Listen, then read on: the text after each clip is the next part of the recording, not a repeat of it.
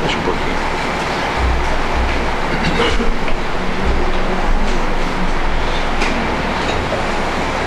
Bem, meus irmãos, muito boa noite. Prazer regressar aqui à nossa casa para conversarmos um pouco mais sobre a doutrina espírita, né? E o tema da noite de hoje é sobre o livro dos médiuns. Nós até adiantamos, colocamos aí no quadro, estamos incumbidos de falar sobre o capítulo 14 do livro dos médiuns. É uma obra que nós sabemos muito importante, né? Pouco estudada em reuniões públicas, então a gente tem que, sempre que tem a oportunidade de estudar o livro dos médiuns numa reunião pública, a gente tem que elogiar a iniciativa da casa de colocar esses temas para que a gente possa conversar a respeito e dessa forma despertar a curiosidade dos companheiros para que aprofundem seus estudos a respeito do tema. Normalmente nas reuniões públicas são estudados ou o Evangelho ou o Livro dos Espíritos, né? Mas a nossa casa vem uma vez por mês pelo menos colocando o Livro dos Médiuns em pauta, de maneira que hoje nós vamos estudar sobre os médiuns. Bom, é importante nós estudarmos o Livro dos Médiuns porque ele veio traçar um novo momento para todos nós, né? Ele veio estabelecer com segurança como nós podemos estabelecer relação com o mundo espiritual. De que maneira o mundo material, que é esse mundo que a gente vive, se relaciona com o mundo dos espíritos, o mundo espiritual. Um mundo que ainda hoje permanece bastante desconhecido para grande parte da população mundial. Na verdade, nós espíritas podemos até nos considerar privilegiados por termos a certeza da existência do mundo espiritual, não é? Nós todos temos a certeza da existência do mundo espiritual. A comprovação dele junto a nós é incessante. Nós estamos cercados por espíritos. E quando a gente fala isso, nós falamos em todos os momentos da nossa vida. Não apenas nesse momento que nós estamos aqui na casa espírita, nesse instante nós estamos aqui olhando vocês encarnados, mas existem uma série de outros desencarnados aqui presentes neste ambiente, também trocando vibrações conosco, no sentido de estudarem, como nós, o Livro dos Médiuns na noite de hoje. Então é importante o Livro dos Médiuns porque ele vem com segurança nos mostrar como nós podemos nos relacionar, nós, do mundo encarnado, podemos nos relacionar com os nossos companheiros desencarnados do mundo espiritual, né? Antes de Kardec, já existiam, evidentemente, manifestações mediúnicas, né? Nós podemos chamar de mediunismo, essa era anterior ao aparecimento do Livro dos Médiuns, anterior a Kardec. Então, se nós formos ver na história, nós vamos ver inúmeros episódios de situações de espíritos que aparecem, né? Nós pegamos, por exemplo, Paulo de Tarso, né? Quantos episódios são narrados, até mesmo na literatura, nos Atos dos Apóstolos, né? Confirmada depois pelo livro Paulo e Estevão, em que o nosso querido Paulo sente a presença do nosso Estevão, presença de Abigail, que tinha sido sua noiva. A todo instante ele está ali sentindo a presença dos espíritos, amparando-o na sua missão. Presença de Jesus, Paulo também sente. E não apenas Paulo, nós temos vários episódios, né? O episódio da transfiguração de Jesus é um episódio também, podemos dizer, mediúnico, né? Um episódio, então, com a presença de espíritos. Então, meus irmãos, a verdade é que nós estamos cercados de espíritos e a gente custa a se aperceber disso. Essa realidade é tão latente que o Livro dos Espíritos tem uma questão específica para isso. Questão 459, Kardec pergunta se os espíritos influenciam na nossa vida diária. né? Vocês já devem ter ouvido falar nessa questão 459. E lá os espíritos respondem então o que é Kardec?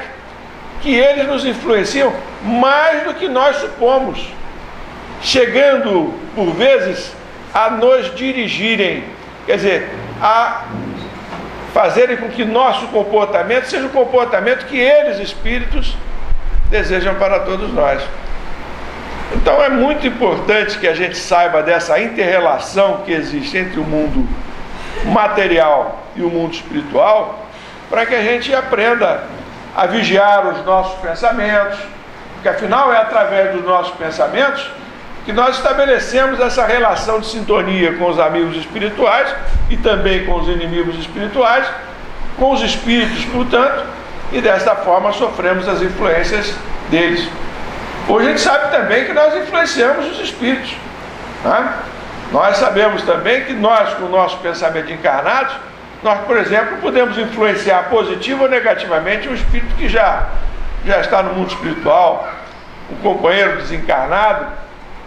Nós podemos até exercer um tipo de obsessão sobre esse companheiro. Então o livro dos médiuns vem nos mostrar todos esses detalhes, né? E Kardec, ao longo da sua exposição no livro dos médiuns, ele vai pouco a pouco revelando essas questões para nós e nos mostra então que existem uma série de pessoas, né, que têm uma facilidade maior para perceber e receber influência dos espíritos, embora todos nós, em maior ou menor grau, sejamos influenciados pelos espíritos.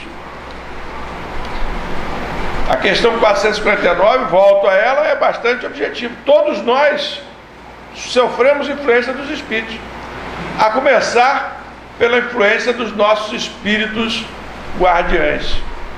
Eu acho que a certeza de um espírito guardião para cada um de nós é uma coisa assim muito consoladora que a doutrina espírita nos revela, né?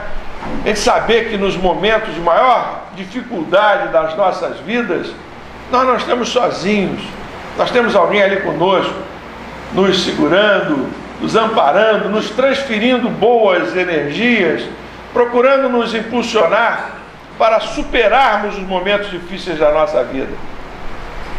Eu, pelo menos, me sinto muito feliz de saber que tem um espírito guardião, alguém que no mundo espiritual aceitou a incumbência de procurar me orientar nesta vida material, né?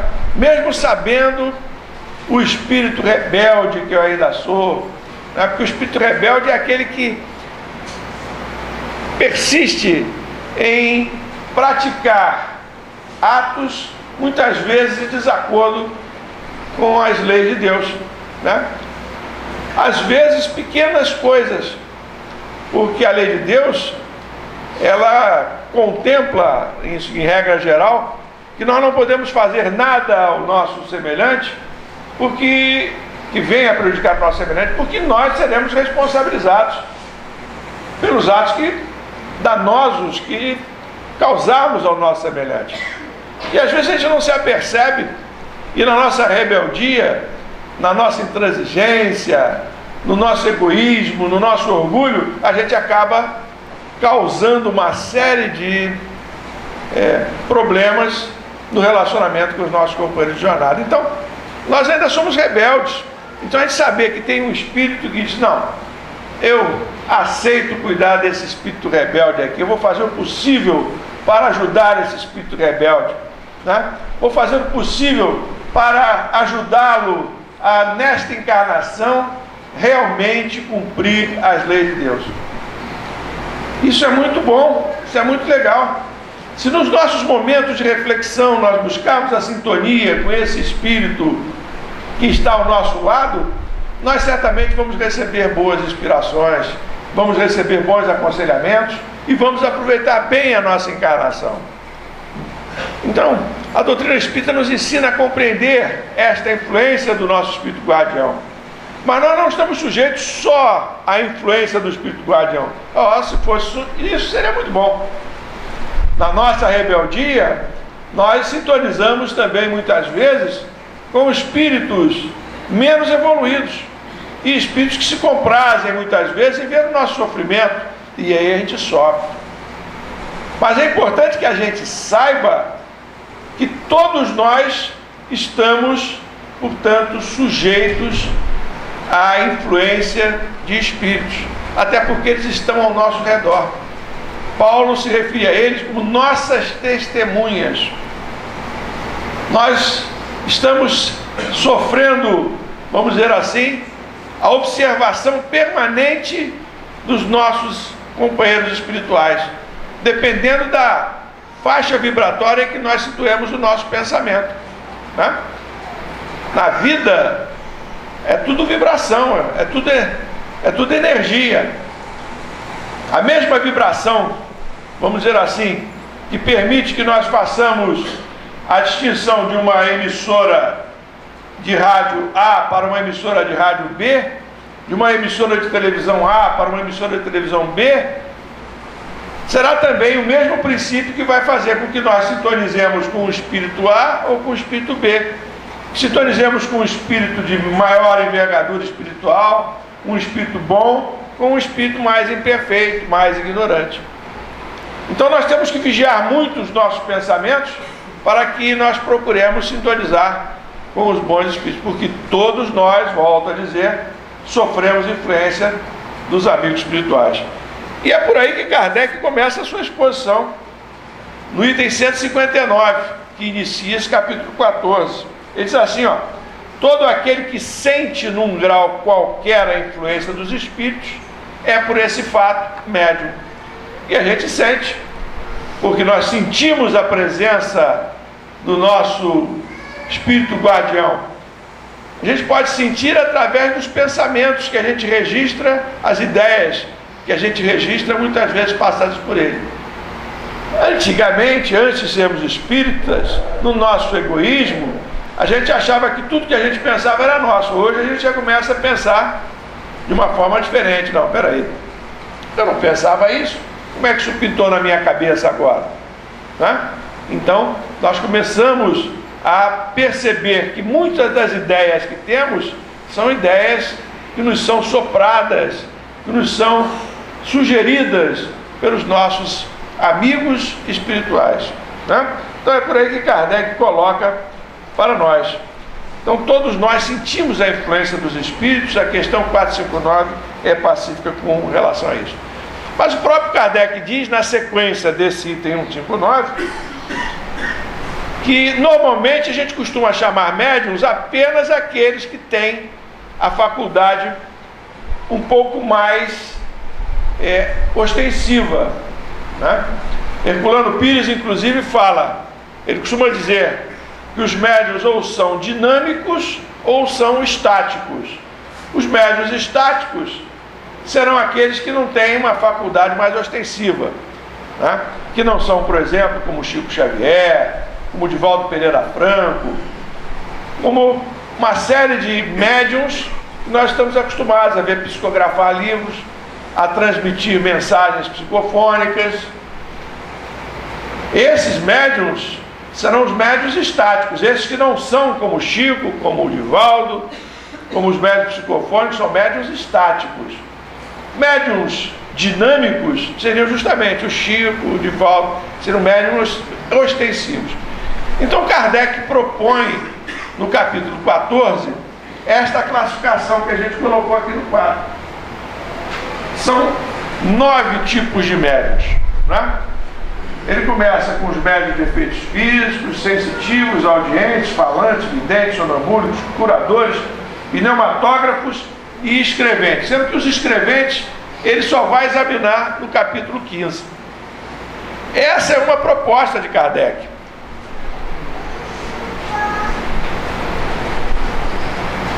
Vários outros autores, posteriores a Kardec, fizeram várias outras classificações. Eu tentei, antes de preparar o tema, eu tentei fazer uma classificação a partir de Kardec e não consegui, porque são tantas as variantes, né? São tantas as variantes sobre esse tema, que não deu para a gente fazer. Hoje em dia, cada uma dessas variedades aqui que Kardec propõe para nós, está estudada e se subdivide em várias outras, né? Então, realmente, é um assunto para se tratar, não em um seminário, mas em um curso realmente de mediunidade. Há um livro recente, inclusive, que aprofunda muito esse tema de mediunidade, que é o do Zimmermann, né? O companheiro Zimmermann, ele já tinha escrito anteriormente um livro sobre o perispírito, que era um tijolão sobre o perispírito, não sei se vocês conhecem. Agora ele conseguiu fazer um tijolão maior ainda, um tratado sobre mediunidade. Você vai olhar aquele livro de mediunidade, né, e realmente são variantes enormes dos diversos de mediunidade. Então, para nós que estamos iniciando o assunto, é melhor a gente ficar aqui na superficialidade com que Kardec trata do tema. Uma superficialidade, mas uma superficialidade segura, né, porque todos os outros, as outras variantes são aprofundadas ao longo desse século XX, final do século XIX, que nos distancia de Kardec. Mas fica aí a referência para quem quiser estudar com mais profundidade os dois livros do Zimmermann, né? Parece que o nome dele é Augusto Zimmermann, né? Ele é um juiz aposentado. Eu acho que essa paixão dele por fazer esses tratados assim vem da profissão que ele exerceu durante muitos anos, né? Porque o livro, inclusive, na sua aparência, parece um tratado de direito, um livro de direito. Então é isso, mas são livros excelentes que aprofundam o tema. Mas vamos falar aqui como Kardec colocou essas questões para nós. Bem, em relação a esses médios de efeitos físicos, bom, a gente sabe que os médios de efeitos físicos, né, Kardec inclusive vai defini-los aqui, ó, são aqueles aptos a produzir fenômenos materiais, como os movimentos dos corpos inertes ou ruídos e etc. Então, todos aqueles médios que produzem efeitos materiais são médios de efeitos físicos. Mais à frente, no capítulo 15, que é esse que vai tratar dos escreventes ou psicógrafos, Kardec vai começar a abordar então os médios de efeitos inteligentes, né? Que são aqueles médios que, portanto, recebem a influência dos espíritos de uma outra forma. Os espíritos não fazem barulho, os espíritos não se manifestam fisicamente, mas os médios de efeitos físicos são esses médios que produzem, portanto, efeitos materiais. Nós sabemos que a origem do espiritismo foi por esse tipo de mediunidade aí, mediunidade de efeitos físicos. Na última vez que eu estive aqui na tribuna, eu falei justamente sobre tipologia, se vocês se lembram, né? Tipologia e sematologia. A tipologia é um tipo de efeito físico. Como é que começou o espiritismo na época de Kardec?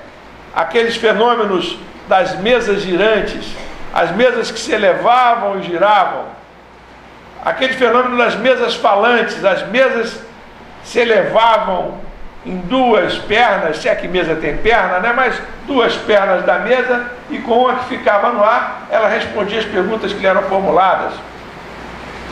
Aquele fenômeno das batidas depois virem como se estivessem vindo do interior da mesa mesmo, dos objetos. Isso tudo é efeito físico. Então essa mediunidade de efeitos físicos, ela estava muito adequada ao nascimento da doutrina espírita, porque era o momento de despertar o interesse das pessoas, a curiosidade das pessoas. E foi levado pela curiosidade que Kardec chegou a pesquisar o fenômeno espírita. Porque, no primeiro momento, Kardec tem a informação de que as mesas estavam produzindo esses fenômenos. Mas Kardec não se influenciou, achou que poderia ser um problema de magnetismo, um problema de eletricidade, estática, algum problema que tivesse uma outra explicação.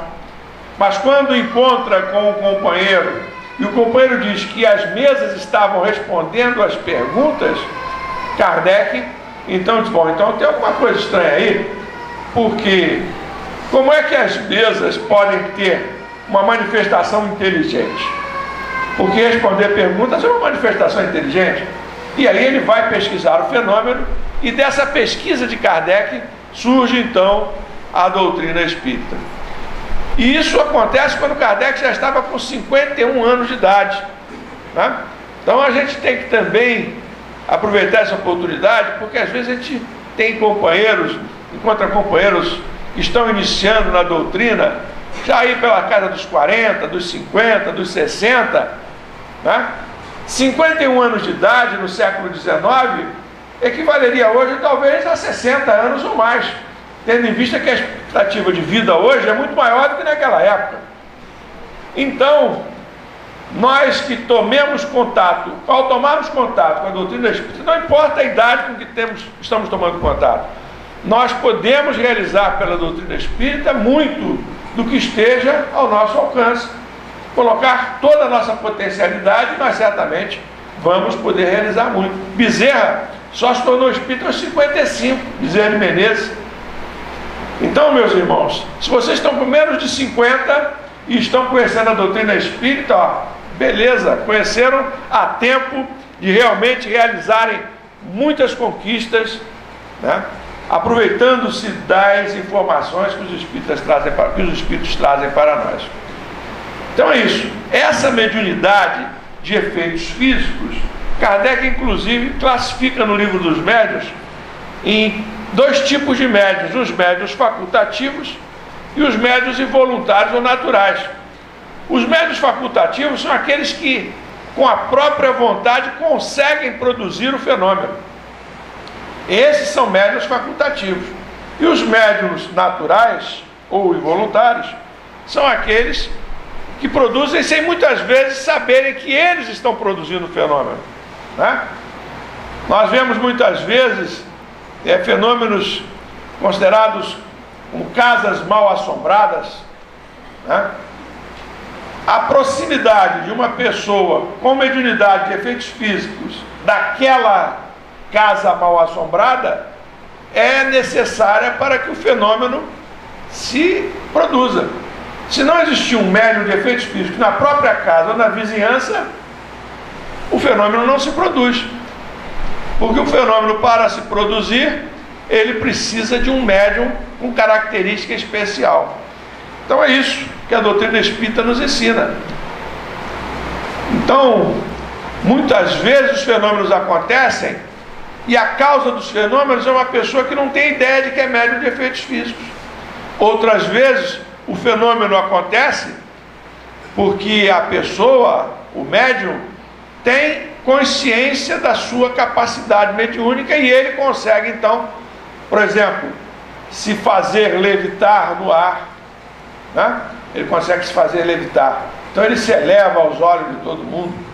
Isso na época de Kardec era bastante comum. Existiam médiuns daquela época que eram capazes de fazer isso, até antes da época de Kardec.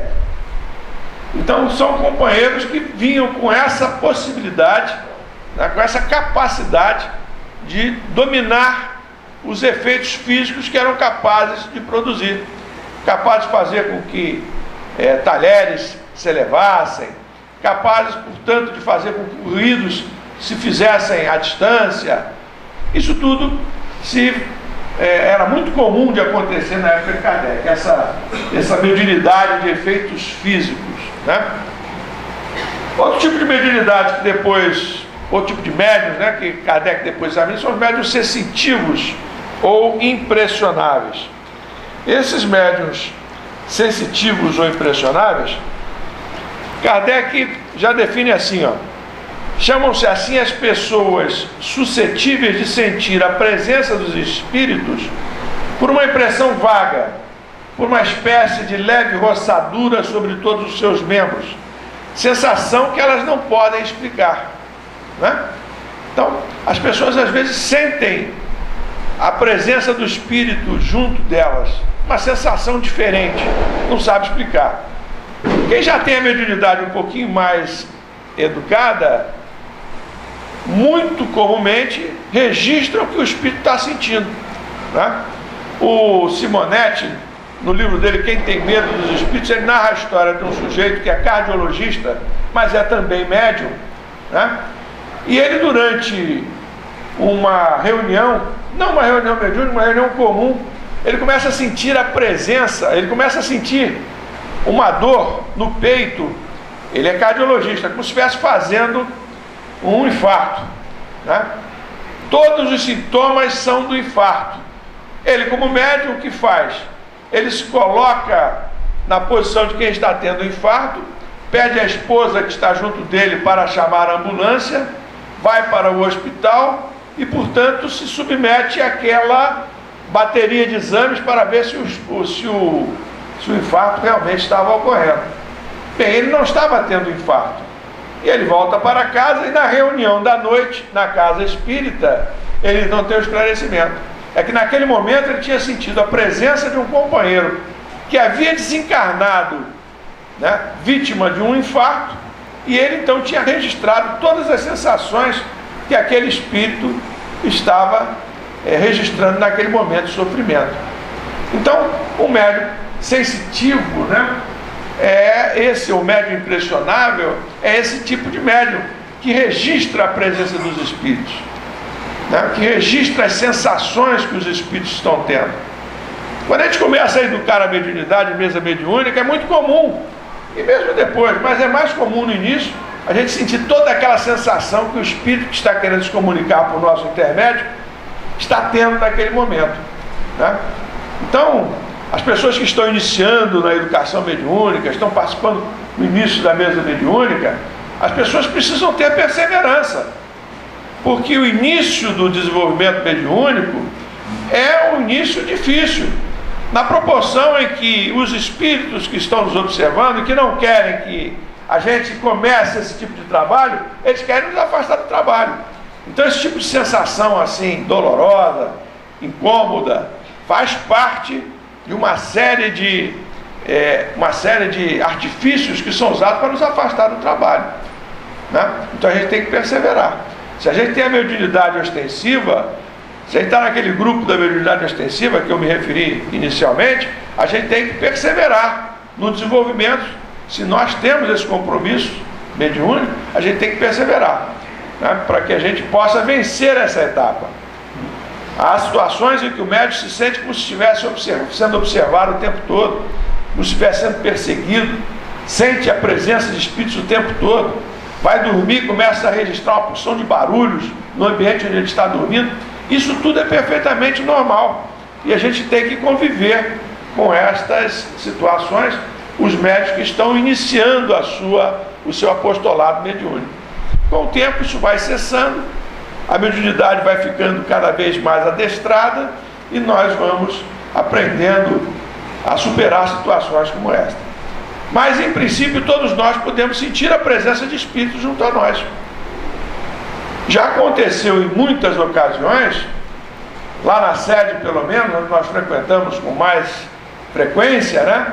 Quando o professor Eurípides Barçanufo, naqueles momentos de confraternização, aqueles momentos em que são proferidos estudos em homenagem a ele, ou estudos de muita sensibilidade, sentimos a presença do professor Eurípides e não há quem esteja no salão que não sinta a presença do professor Eurípides, né? Lembro-me de uma ocasião, na reunião em que um médium baiano foi fazer uma palestra lá na casa, isso há muitos anos atrás, o núcleo nem estava nas cogitações ainda de ser fundado, né? O Medrado então fez a palestra. No final da palestra, né, a gente pôde sentir o aroma de flores no salão, né? E o Medrado tem essa mediunidade capaz de fazer com que a gente sinta inclusive o aroma, perceba essas sensações que os espíritos bons estão nos transmitindo no salão. Então é isso, meus irmãos. Então esse tipo de mediunidade, né, médiuns sensitivos ou impressionáveis, também a princípio está ao alcance de todos nós. Agora, é claro, existem aqueles que sentem isso com mais intensidade, como eu estou dizendo, inclusive em momentos especiais, como no início do desenvolvimento mediúnico. Mas isso não é para nós nos assustarmos, é para nós compreendermos o fenômeno. Tudo que a gente fala aqui é no sentido de nós compreendermos o fenômeno. Porque se nós não estudarmos antes o livro dos médiuns, não soubermos de tudo isso, Quando a gente se defrontar com o fenômeno, a gente sai correndo, né? A gente fica com medo. Só tem medo quem não conhece. Os nossos antepassados, que não tinham conhecimento das leis, da física, que hoje nós conhecemos, né? Que não conheciam a química, como hoje nós conhecemos, enfim, não tinham os conhecimentos que a ciência hoje nos oferece, eles temiam quase tudo. Nós hoje não. Nós hoje estamos num momento em que nós temos explicação para quase tudo. Nós espíritas, inclusive, temos explicação para os fenômenos espirituais. Os nossos companheiros cientistas, que ainda não conhecem, não aceitam, muitas vezes, as explicações espíritas, esses ainda não têm esse tipo de explicação. Mas como diz Leon Denis, embora a doutrina espírita não seja a religião do futuro, ela é o futuro das religiões. No futuro, as religiões vão convergir para os princípios que a doutrina espírita sustenta desde o século XIX. Os médiuns audientes, né? Médiuns audientes. Os médiuns audientes, Kardec vai nos definir assim, da seguinte forma, ó: ouvem a voz dos espíritos, simples e fácil.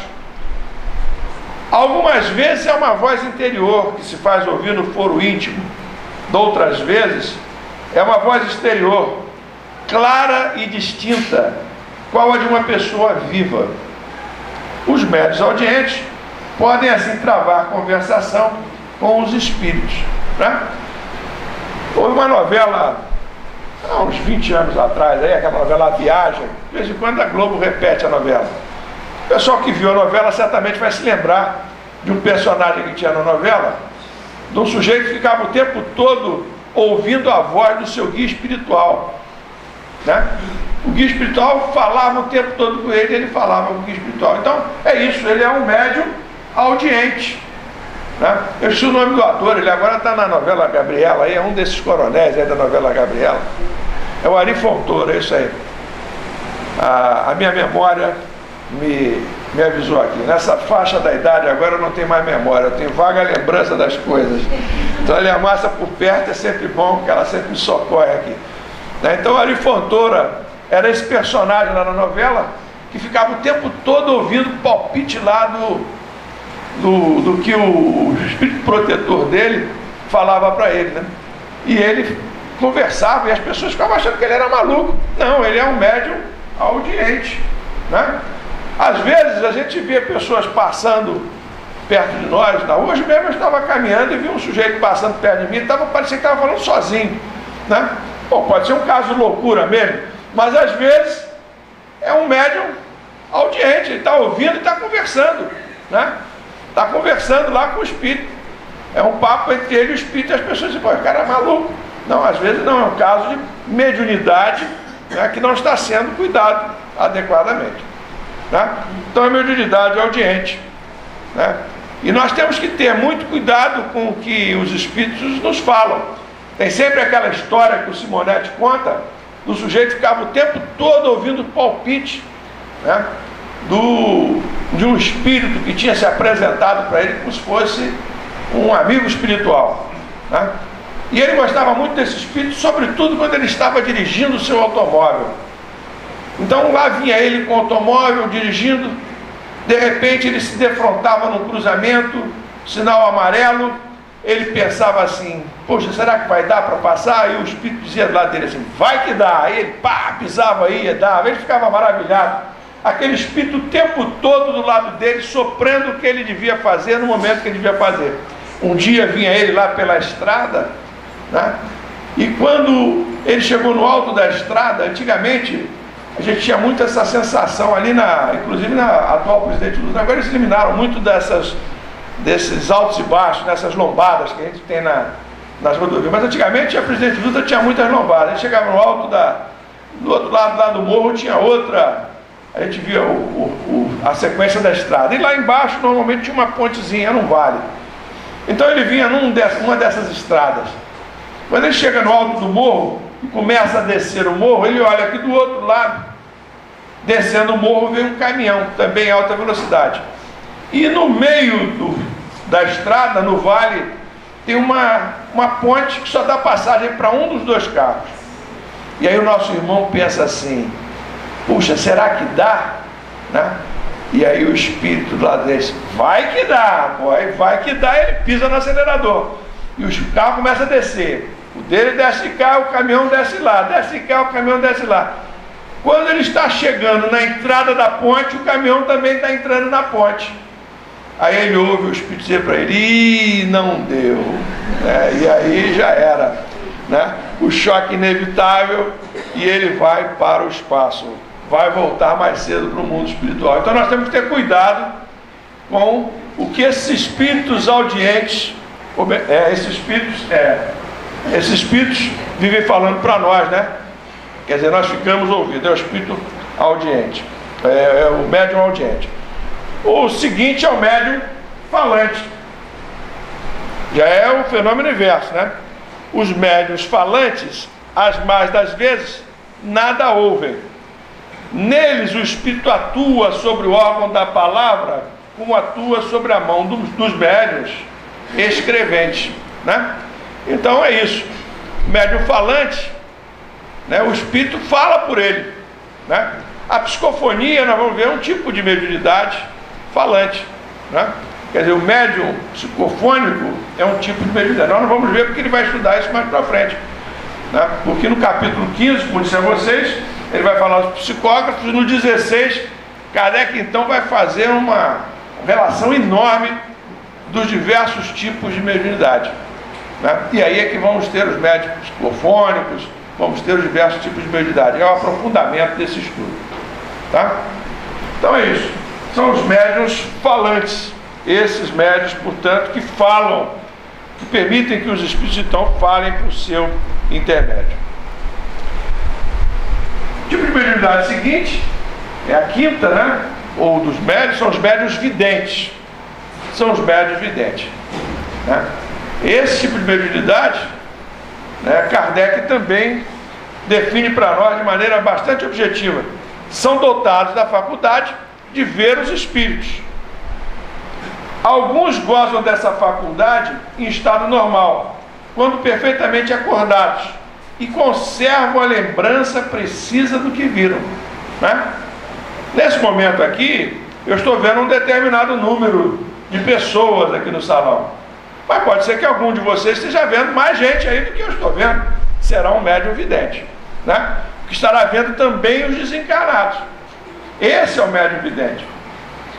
Isso às vezes está mais presente nas nossas vidas do que a gente possa perceber, né? A gente sempre lembra, quando fala de médium vidente, a gente sempre lembra de uma companheira lá da sede, o nome dela é Gina, né? Que no início da sua frequência às reuniões espíritas, ela ia à casa espírita, ela saía da reunião, lá a reunião termina mais ou menos no mesmo horário que termina aqui, 8 e pouco começa, né, termina 9h30, por aí. Bem, então ela ia para casa, naquela hora os ônibus costumam passar vazios. E a Gina ficava no ônibus um tempão, porque todo ônibus que passava, para ela passava cheio. Ela via os espíritos que estavam dentro do ônibus, mas ela só se apercebeu disso um dia que ela foi acompanhada para o ponto de ônibus, que o ônibus vinha vindo, e a amiga dela falou: ué, por que você não faz sinal? Você não faz sinal para o ônibus parar? Não, mas o ônibus está cheio, você não está vendo que o ônibus está cheio? Só ela que estava vendo os espíritos. Então muitas vezes isso pode acontecer, né? Os médiuns videntes podem perfeitamente acordados ver isso. Diz-nos Kardec, quando trata desses tipos de mediunidade, a mediunidade audiente, da mediunidade vidente, que seria muito bom se a gente só visse e ouvisse coisas boas, né? Mas o problema é que às vezes, né, nós também somos obrigados a ouvir coisas ruins, né? Ver coisas ruins. Então esse é o problema, né, desse tipo de mediunidade. Nós temos, portanto, que procurar estar sempre bem sintonizados, procurar sempre compreender o fenômeno através do qual nós estamos transferindo, né, as sensações do mundo espiritual para o mundo material, para que a gente possa dessa forma compreendendo ser um melhor instrumento, né, desse tipo de faculdade. Então é isso. Há uma classificação que a gente normalmente ouve falar. Isso aqui foi uma curiosidade minha, né? Estava estudando vidência, aí eu fiquei pensando, o que é clareaudiência? Qual é a diferença de clareaudiência para vidência? Ou para audiência, né? A diferença de clarividência para vidência. Bom, aí eu fui pesquisar, peguei lá o tal tratado, porque Kardec não faz essa distinção. Procurei Kardec e não achei. Fui lá no tal tratado do Zimmermann.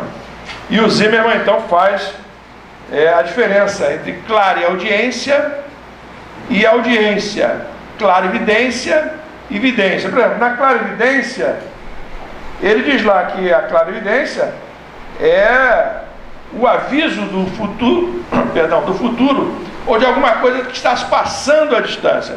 Aí me lembrei que Eurípides Barçanufo, né, numa das suas inúmeras histórias, né, histórias são contadas bem de Eurípides, há um momento em que Eurípides ele retrata, né, o Tratado de Versalhes, que estava sendo assinado lá na Europa pelo fim da Segunda Guerra Mundial. Um fenômeno, portanto, de clarividência, né? Eurípides estava, portanto, presenciando o que estava acontecendo ou estava por acontecer lá na Europa, encerrando a Primeira Guerra Mundial. A gente sabe que Eurípides viveu nessa época da Primeira Guerra Mundial. Desencarnou em 1918, então foi próximo ao desencarne de Eurípides, né?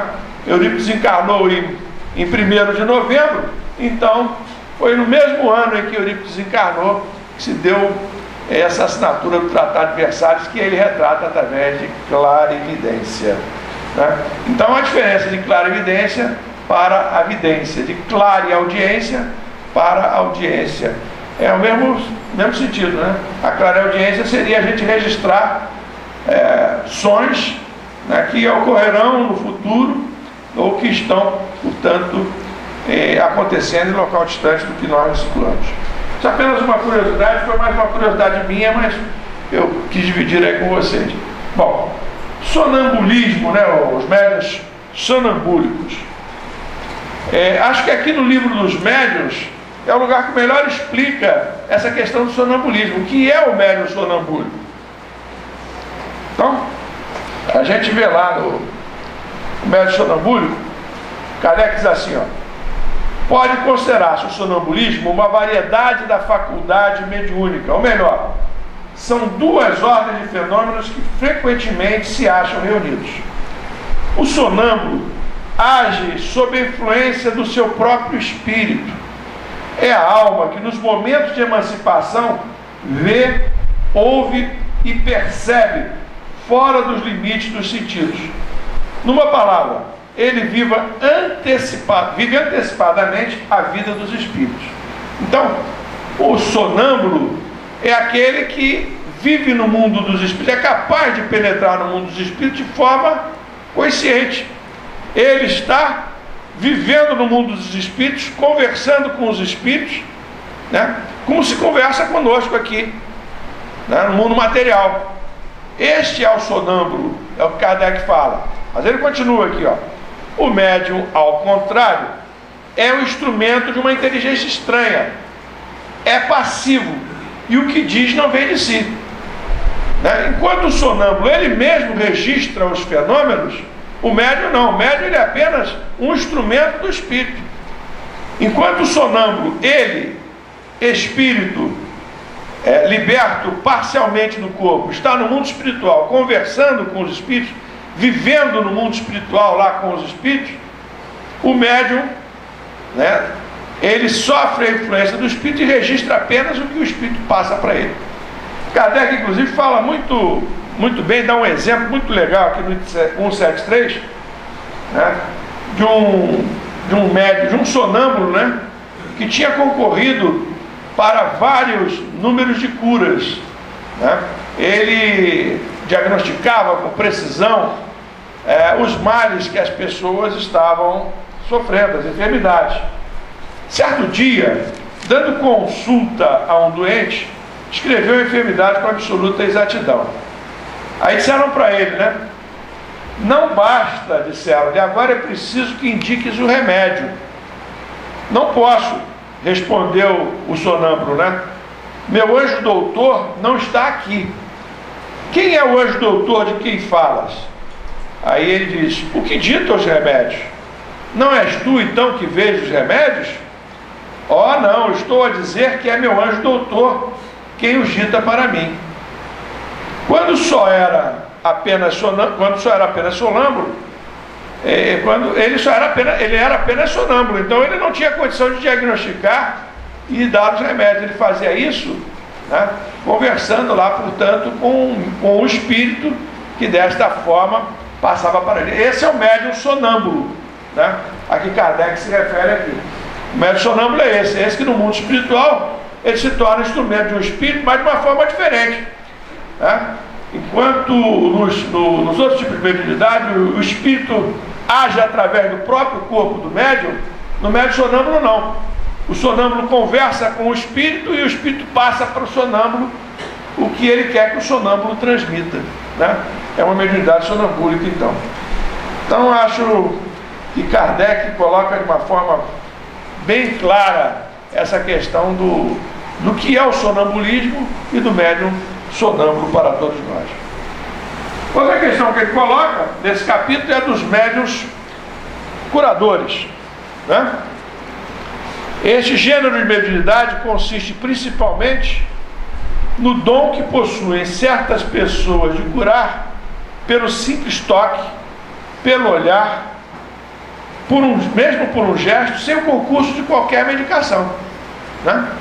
Então, esses médiuns curadores, Kardec dá um pouquinho mais de atenção neste capítulo aos médiuns curadores, fala um pouquinho mais dos médiuns curadores, porque nesta época de Kardec estava em evidência na França, na Europa de uma maneira geral, um movimento que tinha sido iniciado por Mesmer, que era um médico alemão, né?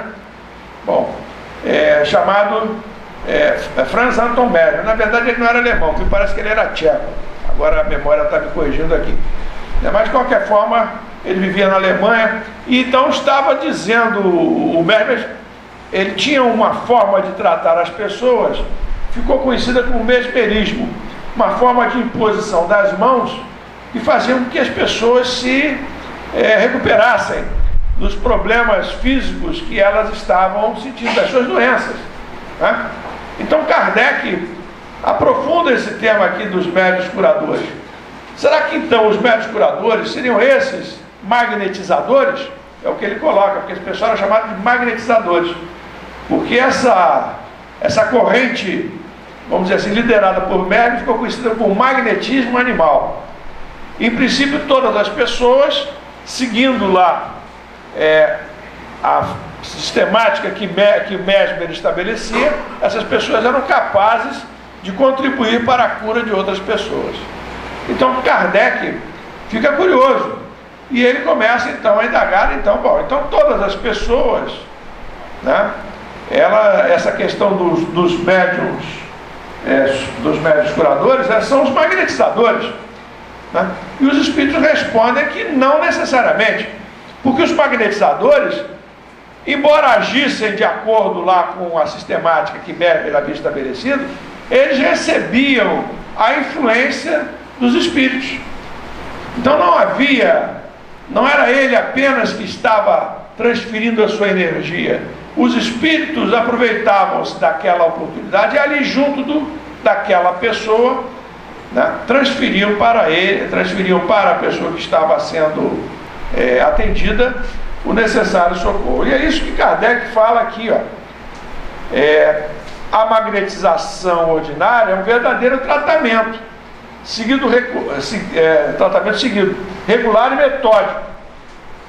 No caso que apreciamos, as coisas se passam inteiramente diversas, de maneira inteiramente diversa. Todos os magnetizadores são mais ou menos aptos a curar, desde que saibam conduzir-se convenientemente. Ao passo que nos médiuns curadores a faculdade é espontânea, e alguns até a possuem sem jamais terem ouvido falar de magnetismo. Então Kardec começa a questionar os espíritos sobre esse tipo de mediunidade. E os espíritos começam a dar a ele diversas respostas. Diz assim, ó: embora o magnetizador não pareça ser intermediário de nenhuma potência estranha, a força magnética dele é aumentada pela ação dos espíritos que ele chama em seu auxílio. Então é isso, né? O magnetizador, ele é auxiliado pelos espíritos. É justamente essa a origem, portanto, do que hoje nós chamamos de passe, né? A origem do passe começa lá em Mesmer. Kardec inclusive estudou Mesmer. Quando Kardec conhece a doutrina espírita, ele já era estudioso do magnetismo animal. Isso está relatado lá na Revista Espírita. Então, Kardec tem um profundo interesse em conhecer melhor esse tema. Por isso ele aprofunda um pouquinho aqui no Livro dos Médiuns. Porque Kardec quer justamente perceber melhor essa questão da cura. Tanto que hoje, quando nós aprendemos sobre os passes, nós verificamos que há 3 tipos de passes. Não é verdade? Existem os passes magnéticos, que seriam esses passes, portanto, que em tese seriam ministrados apenas pelo magnetizador, ou seja, pelo passista.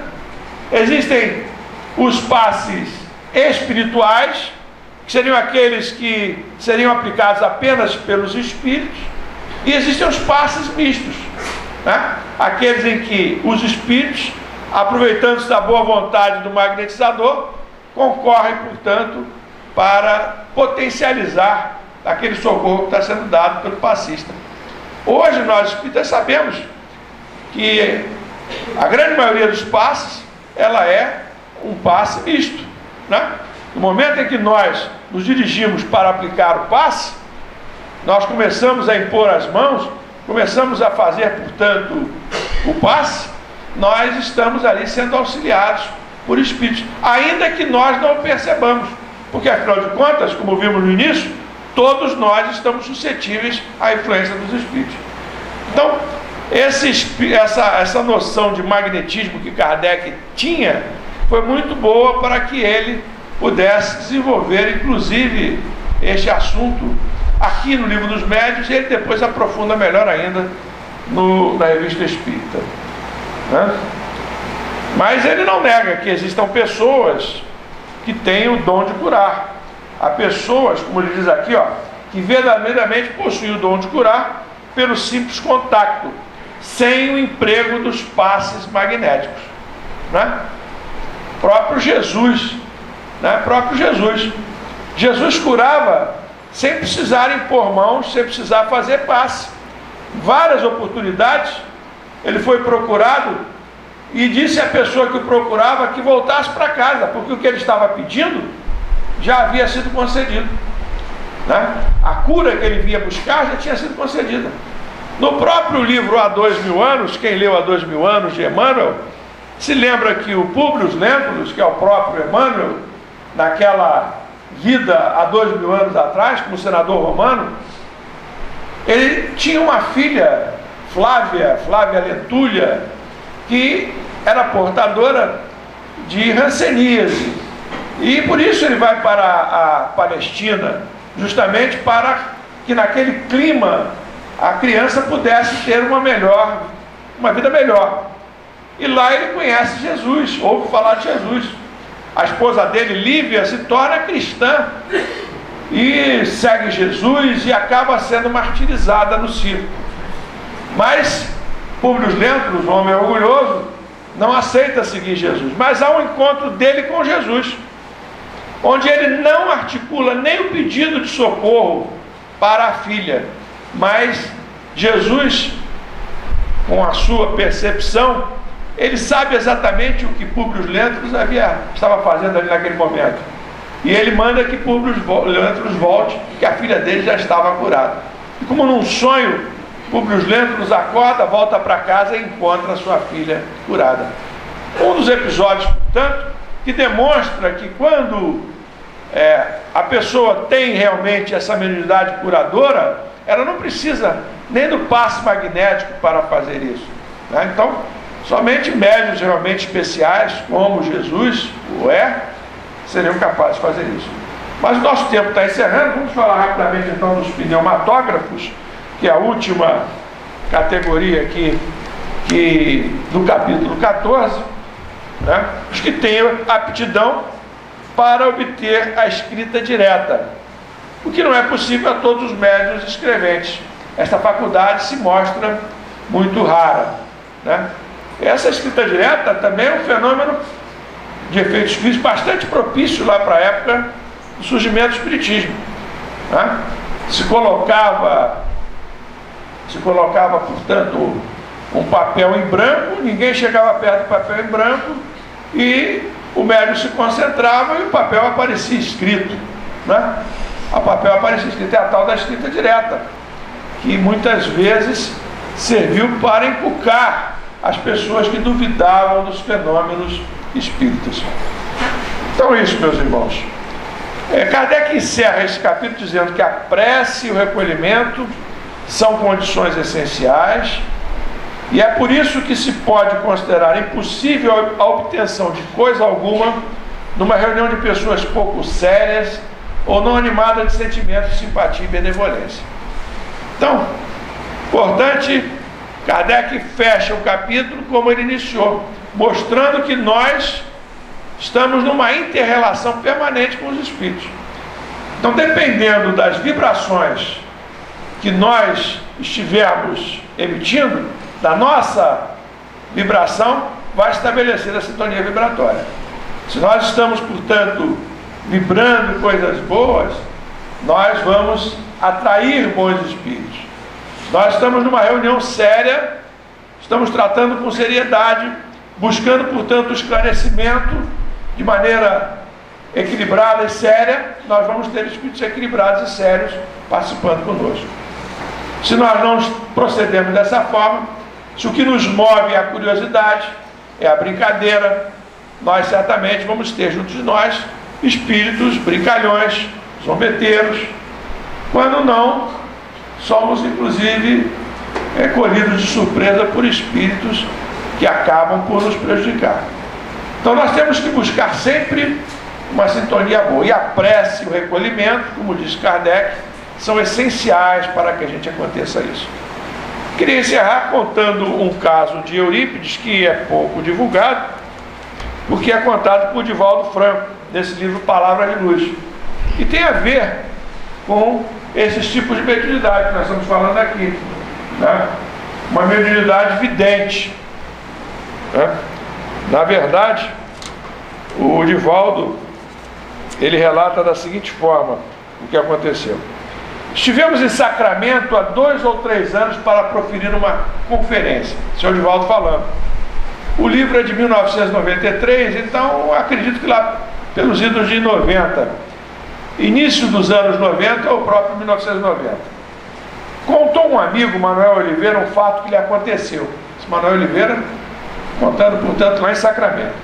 Quando ele vinha de São Paulo, via Franca, para Sacramento, já um pouco atrasado, seu automóvel desenvolvia alta velocidade, quando de repente uma senhora na estrada fez-lhe um sinal pedindo-lhe ajuda. Parando, ela lhe disse: é para socorrer meu marido que está morrendo. Ele teve um ataque e está ali. Preciso lhe ajudar.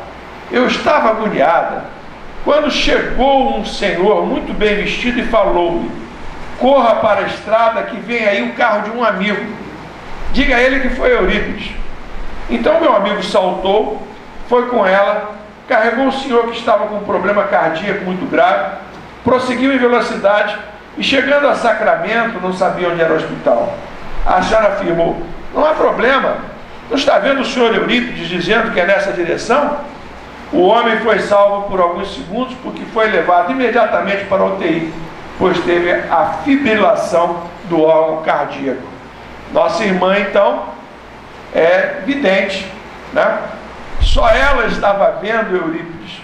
Se Eurípides estivesse sendo visto também pelo companheiro lá, amigo lá do nosso Divaldo, bom, aí não seria um caso de evidência, seria um caso de materialização. Mas só ela viu Eurípides, porque Eurípides estava dizendo: o hospital é naquela direção, vai naquela direção, né?